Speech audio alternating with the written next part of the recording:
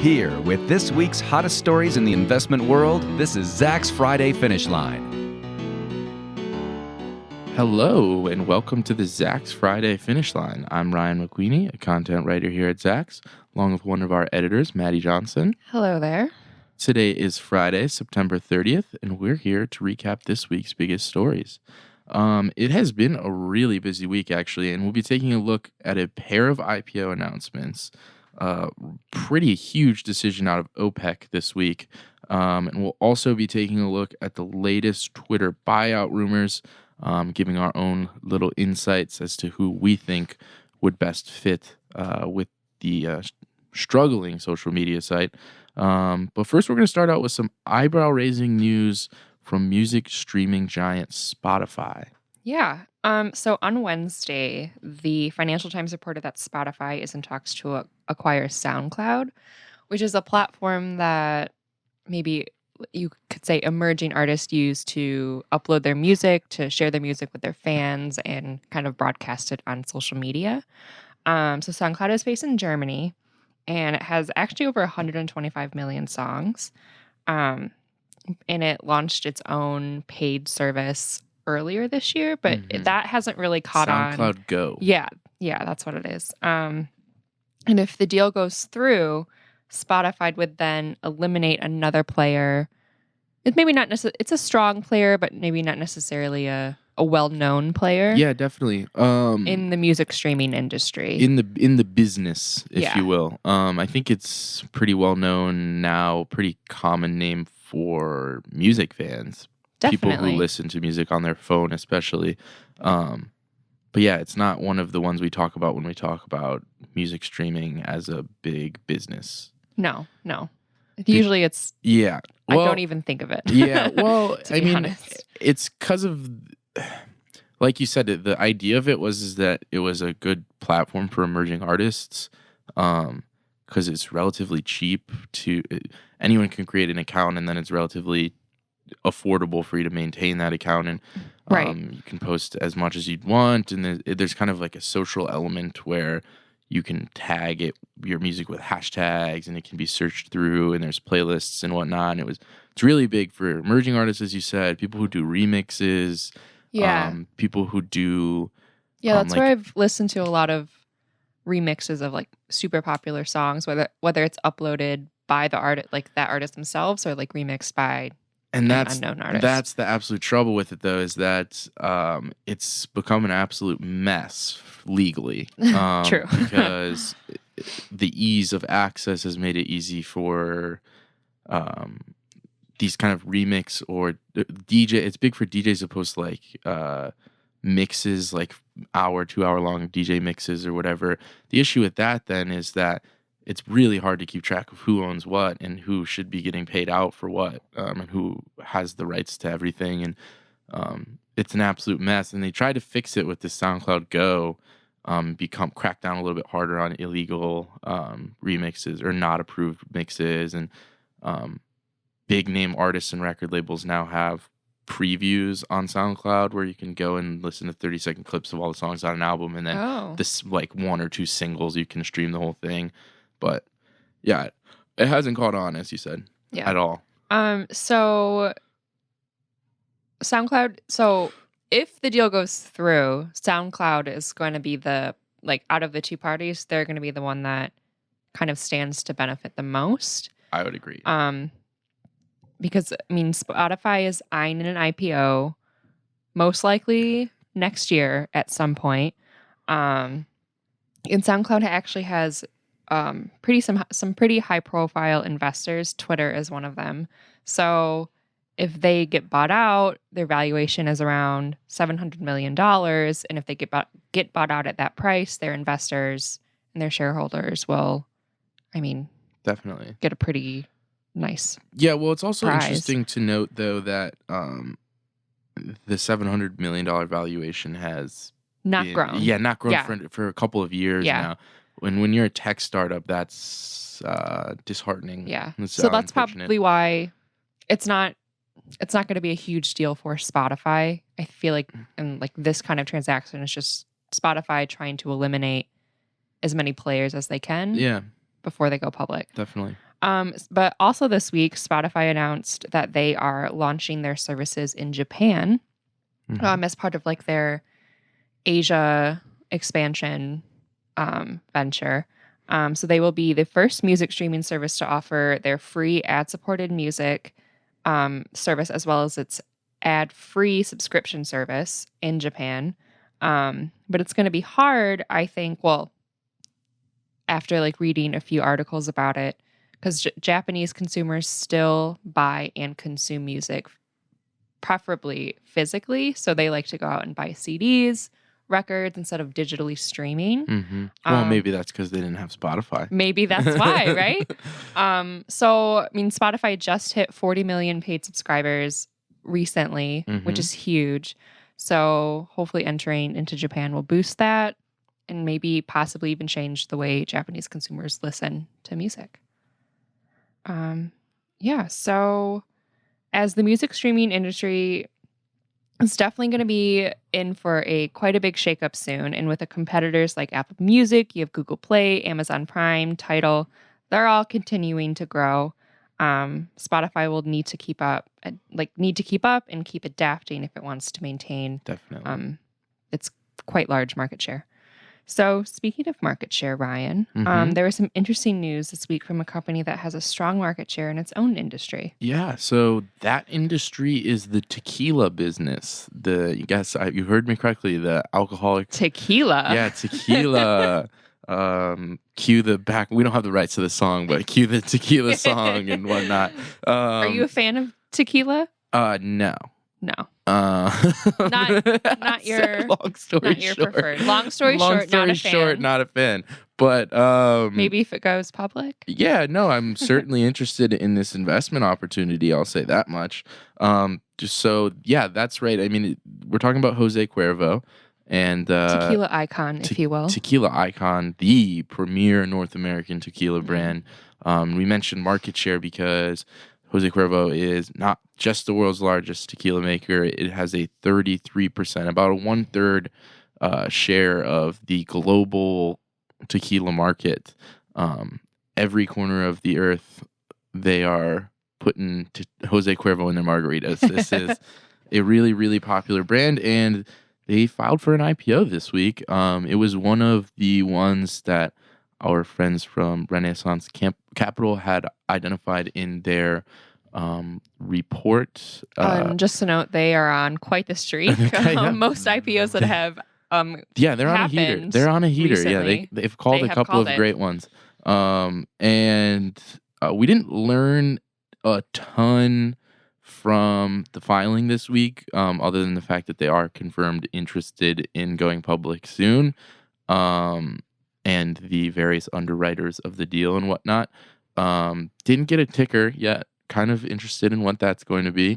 I'm thinking of a million cool tequila plays, but like TQLA, is that taken yet? I don't think so. No, I don't think so. I don't think so. Nope. I would like a cut, please, for that idea. But yeah, so it looks like it could be anywhere from $500 million to $1 billion. Most media reports are suggesting that this IPO could generate up to $1 billion. That's huge. So yeah, I mean, pretty big. Yeah, it's going to be a big one. Oh no, I'm receiving word that there already is a TQLA stock. Oh so man, I think it's another alcohol maker. Oh, it's Montalvo Spirits Inc. Oh, I don't know it.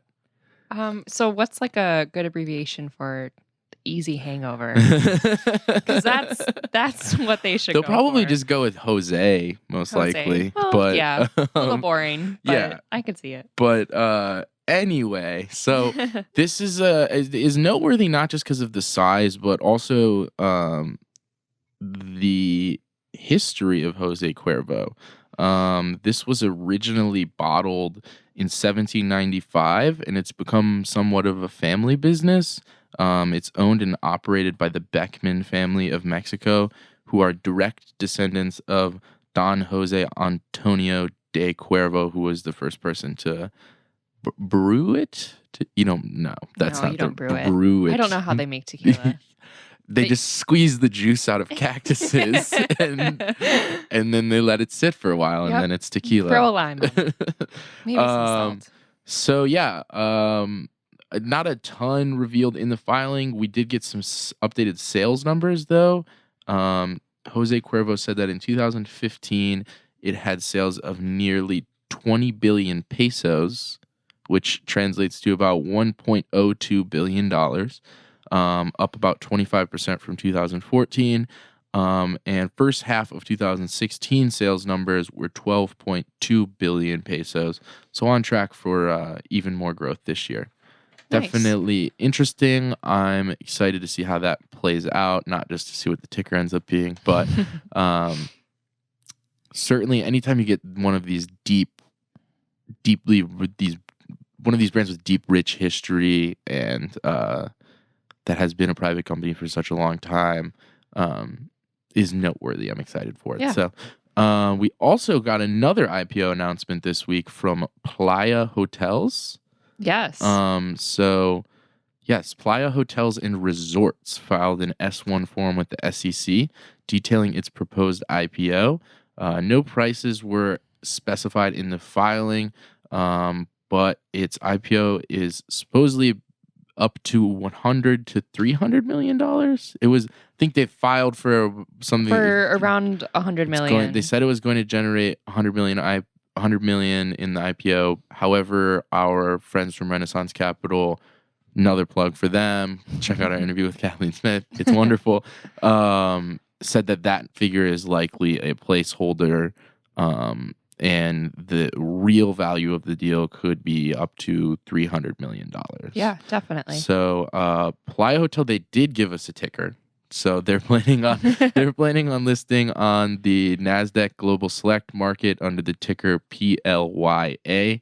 For those of you who don't know, Playa Hotels owns 13 all-inclusive beach resorts in a lot of really popular touristy vacation destinations. Mexico, Dominican Republic. Sorry, started there, and Jamaica. Yes. Yes, the type of place you go and drink a lot of Jose Cuervo tequila. Yes. So maybe there's something there. Two timely IPOs. Yes. So the company was founded in 2016. It's based in Amsterdam.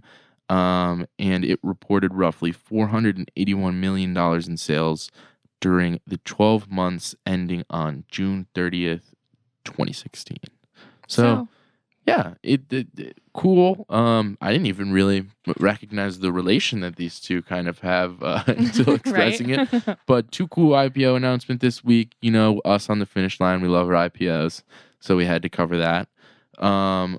In some seriously major news from an international perspective, we got some reports from a meeting from OPEC this week that is going to have hopefully some good news for what has been just eternally slumping oil prices. Yeah. Also, did you know that OPEC members are referred to as a cartel? Yeah. Every time I read that, I don't write it like when I write about OPEC. Yeah. I don't say it like that because I have like a pretty negative connotation with the word cartel in my head. I feel like it's negative across the board. Pretty commonly used. Find it interesting. Yeah. But on Wednesday, crude oil futures saw quite a nice boost. They spiked around 4.88% to 46.85 per barrel in late afternoon trading that day. After the announcement that OPEC had reached an agreement to cut its oil output for the first time since 2008. Sources told Reuters that the group would reduce output to 32.5 million barrels per day from current production of 33.24 million barrels per day. So the leaders or the members of the OPEC cartel, they spent 2 days in Algiers, which is the capital of Algeria, I believe. Oh, maybe? Look at you. Discussing the potential for a cut in oil output. I don't know if geography. I don't know if it's the capital, but I do know it's in Algeria. And Algeria is a member of OPEC. I also believe. Fingers crossed. I'm saying this right. But one of the points that I found most interesting is that Saudi Arabia, which is the largest oil producer, they'll likely cut production by 350,000 barrels per day, and that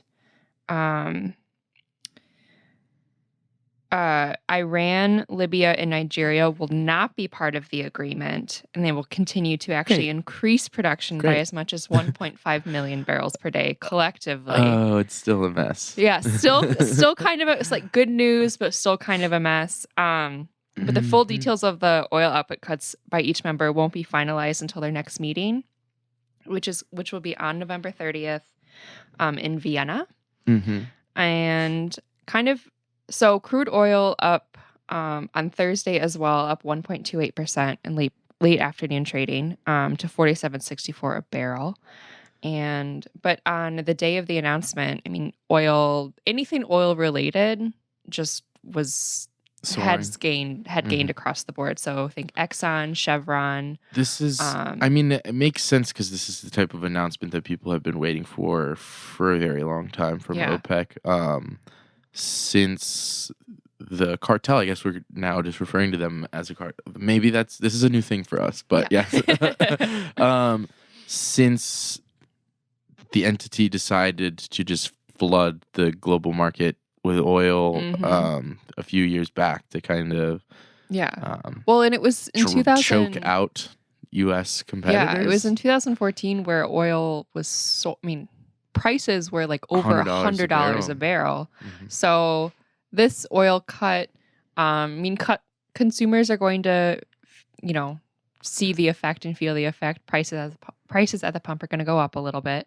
Yeah, and it's also a friendly reminder to those who forgot that as much as we've tried to shift our energy dependency back home in the U.S., and we now produce a lot more of our own oil from thinking back to like a decade ago, and as well as our recent investments in alternative energy. Right. OPEC still has a lot of power in the international energy market. So I do not disagree. This news about the cut, good news for oil prices, but not the end all be all. Just not the complete solution that a lot of people were looking for. So it like the semi agreement kind of reflects the tension. Between OPEC members, It's getting to the point though where these countries, the countries in OPEC that were so cash rich that they could afford to basically be losing money on their oil business because they just had so much money built up, they're still doing fine. I mean, Saudi Arabia is the head honcho of this in a lot of these discussions, and it's not like we're hearing about Saudi Arabian citizens starving, but other countries that depend on oil for national revenue, there's literally economic crisis as people are hungry, can't get food in Venezuela, for example. I mean, this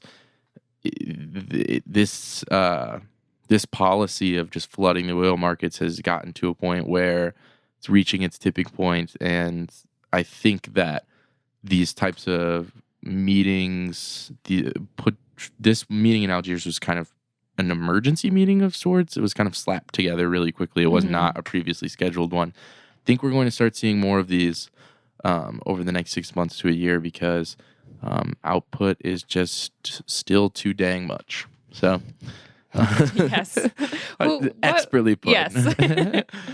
All right, should we move to our big story this week? I would love to. Great. Twitter. Twitter. Just when you were kind of sick of talking about how bad Twitter has been performing all year, its shares skyrocketed. Last week, it was last Friday actually, came into the office and Twitter was up 16% because of a CNBC report that a takeover bid could be imminent. So that was looking like, at the time, it was looking like Salesforce getting prepped for a really serious bid, as well as Alphabet Inc. / Google was a potential suitor. And then come Monday, of this week, shares were edging a little bit higher because of a Bloomberg report that suggested Disney was also preparing their own Bid. bid. Yeah. Yes, talking to getting the people together to Right. make a move like that. So seemingly out of nowhere, but not really. No. There's Yeah. quite a few ties between Twitter and Disney. Yeah, it was like a week ago we just decided, okay, this is happening Yeah. now. But in reality, I mean, I think people have been talking about it. Someone's got to buy Twitter for a very Right. long time. Yeah. And And the it's worth company mentioning. has been struggling mightily, failing to grow its user base for years now. Revenue generation efforts have been fruitless, I guess would be a way to say There it. have been a few, quite a few tries. I think the latest disappointing thing we heard is that the first stream of a Thursday night football game viewership was just nowhere near where they wanted it to expected. be. The bringing Jack Dorsey back on board. How long has that been going? I can't even remember when he rejoined full time. At Twitter? Yeah, / not full time because he's also at Square. But Yeah. he was the interim for a while, and they were looking for other CEOs. And then, as you'd have it, no one wanted the job, so they settled on keeping him on as the permanent CEO. It's now getting to a point where, even though he's a co-founder, how long does the board keep Dorsey in that position? Mm-hmm. So yeah, just a couple reminders. Twitter's currently, the market cap is around $16.25 billion. So certainly a hefty purchase for whoever's interested.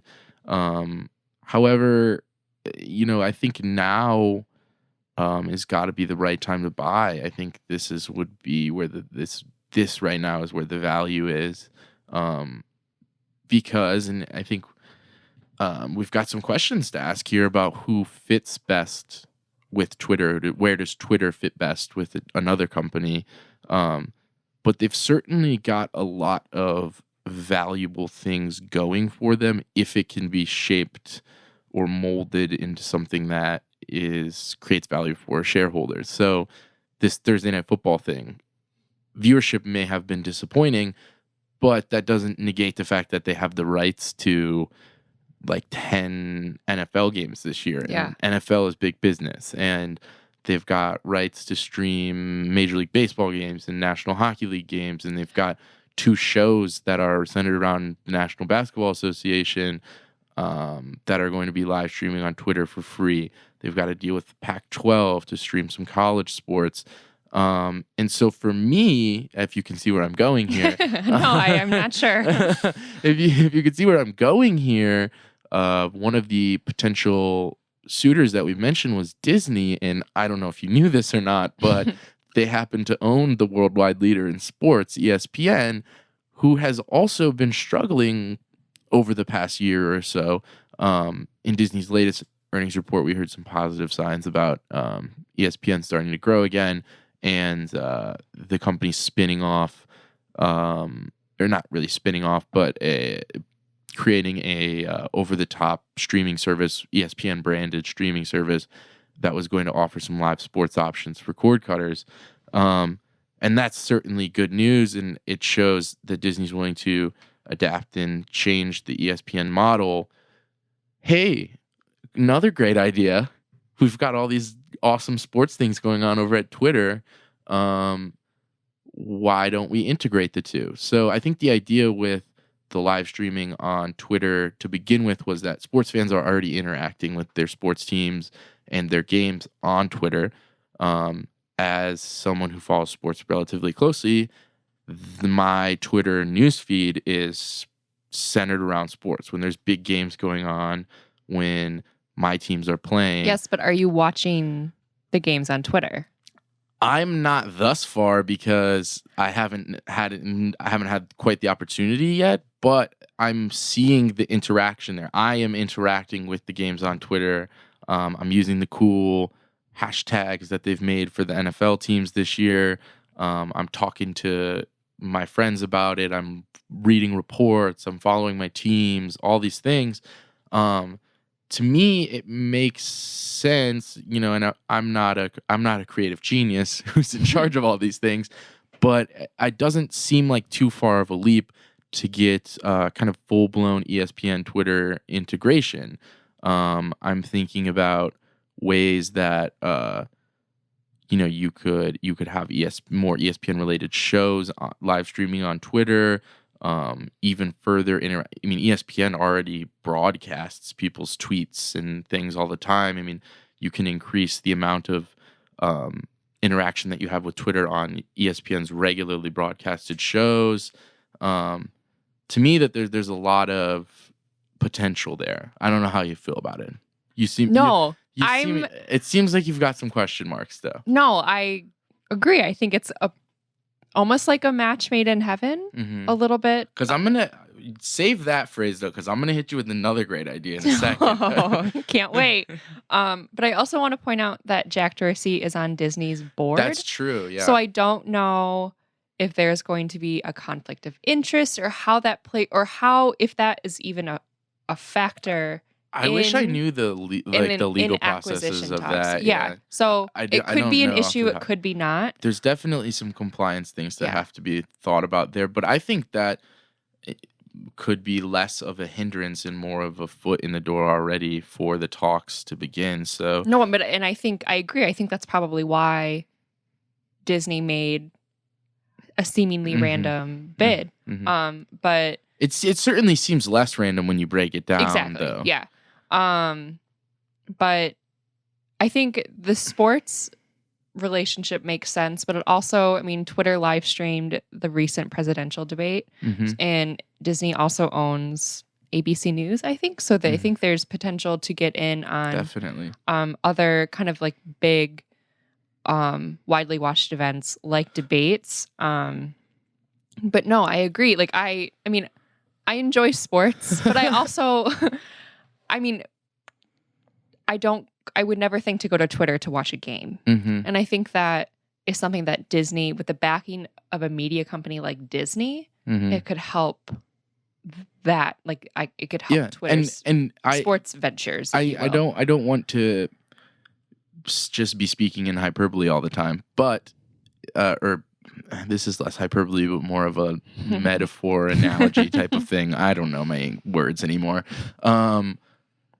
What you just said about I like sports, but I would never think to go to Twitter to watch sports reminds me a lot of what people 30, 40 years ago when ESPN first launched.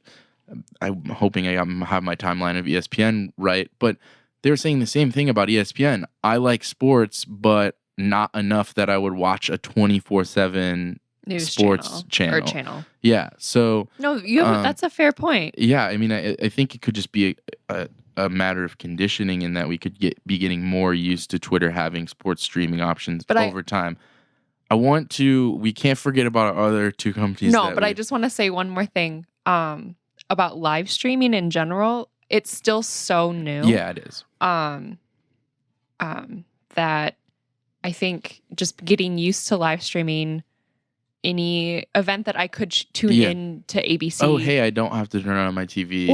I also don't have to have cable. Yeah, exactly. But anyways. Okay, so before I hit you with my next brilliant idea, I'm going to talk about one that does, to me, seem a little bit more random as well.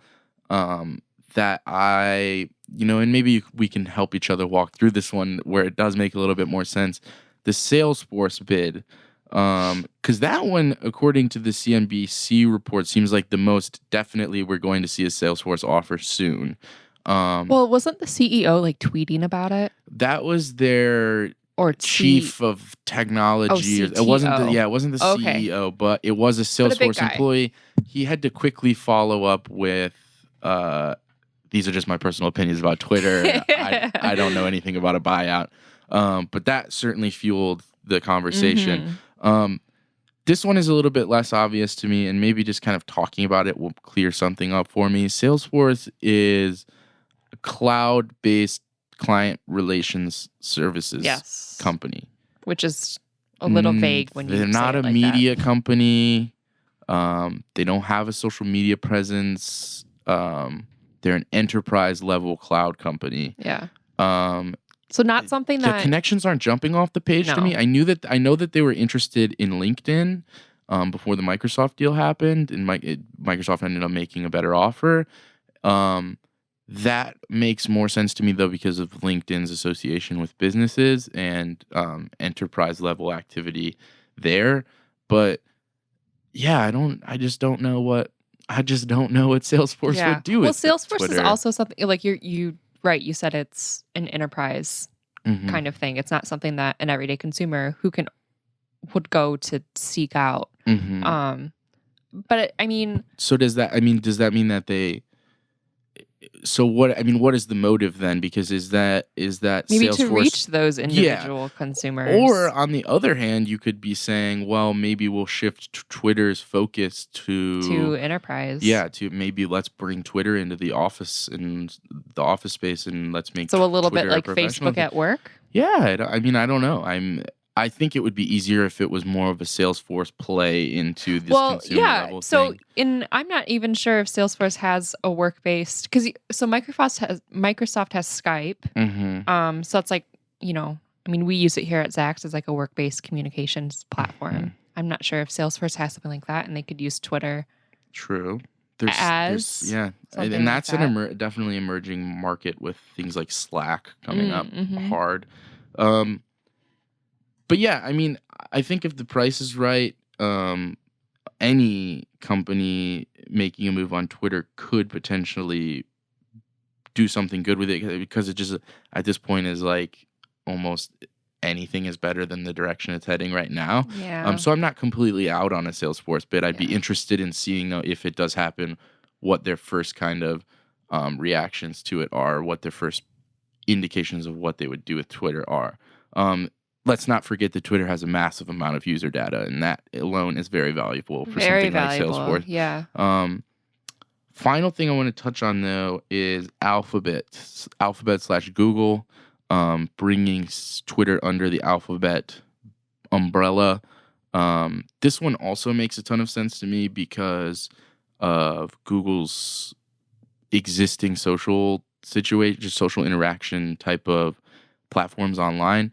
I'm immediately thinking about YouTube, Mm-hmm. and how YouTube could incorporate tweets into the comment section, how you could more easily talk about and share videos on Twitter, Yep. using YouTube links and whatnot. YouTube live streams. Yeah, YouTube live streams getting moved to Twitter Yep. almost. But again, with the backing of Google and the Google's YouTube platform. Yeah, definitely. And I mean, YouTube Live has certainly become something that is more accessible or more known. It's easier to use YouTube Live now than it was a year or so ago. It's something that they've invested in, and their big content creators are definitely starting to live stream on YouTube a lot more frequently.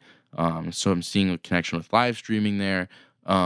Again, Google is another company that would benefit greatly from this just raw amount of User data that Twitter has. And also, Google doesn't really have a social media presence Well, besides yeah, it's like Google Hangout, Google Plus. Yeah, So having Google Plus something didn't work out for anything, no. did it? So having something like Twitter would also be beneficial. But I guess, I mean, so you have Salesforce, Google, Disney. Mm-hmm. I mean, those are huge corporations that would benefit from having Twitter in their own way. But you also have to think, like, who else is going to kind of come out of the woodwork and be like, we want Twitter too. These are just the ones that we've heard leaks or rumors. This person told us somebody who knows something about it. Who told CNBC. If Facebook will be interested or will try and scoop it up. Just kill the competition. Exactly. Yeah. I don't know. It's not a bad. People have suggested it. It's definitely not a. It's not a new idea. Yeah. Not a crazy idea. You almost wonder if anyone that was interested in Yahoo, who did not make that deal when Verizon scooped up Yahoo. If anyone would be interested in similar reasons, as we've talked about on the show, when that deal happened, Yahoo's sheer amount of original content that they own now. Twitter has, as we talked to, now an extensive content library of things that they have the rights to, if you will. Definitely. So maybe there's something there for a communications company or one of the other giant media conglomerates out there. Viacom, Time Warner. Yeah, 21st Century Fox. it's gonna. I'm assuming we'll see multiple offers. I'm assuming we'll see Then, several rounds of offers like we and had then with Yahoo. literally Twitter will be sitting back and just waiting for the best one Yeah. to come plopping right down in front of them. Yeah, I mean, I wouldn't want to be Jack Dorsey right now. I think he's losing. He's probably not getting a ton of sleep. But yeah, it really does look like finally Twitter buyout is imminent. Of course, we're gonna sound really silly if all these bits get rejected and Twitter says we're not interested. Thanks, but no thanks. But I don't see that necessarily playing out like that. So anyway, I think that's about it for this week. Yep. Like we said, a busy one, but we will be back next week with even more news and headlines. As always, you can check out all of our coverage on all of these stories in the links in the accompanying article. And remember to like and follow the podcast. Thank you for joining us this week, and we will see you next week.